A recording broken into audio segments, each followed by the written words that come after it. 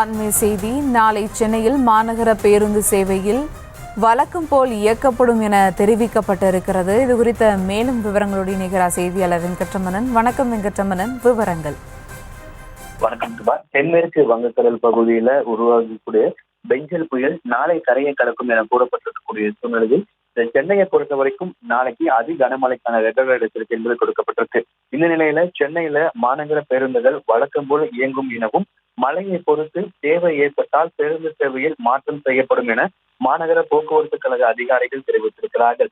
ஏற்கனவே முன்னெச்சரிக்கை நடவடிக்கையாக மாநகராட்சியுடைய பூங்கா, அதே போல கடற்கரை பகுதிகள் மூடப்பட்டு இருக்கக்கூடிய சூழ்நிலையில் மாநகர பேருந்துகள் இயக்குவது குறித்து மழை அளவை பொறுத்து தேவை ஏற்படும் பட்சத்துல பேருந்து சேவையில மாற்றம் செய்யப்படும் என மாநகர போக்குவரத்து கழக அதிகாரிகள் தெரிவித்திருக்கிறார்கள். நாளைய தினம் சென்னையில் மாநகர பேருந்து சேவைகள் வழக்கம் போல் இயங்கப்படும் என தற்பொழுது தெரிவிக்கப்பட்டிருக்கிறது.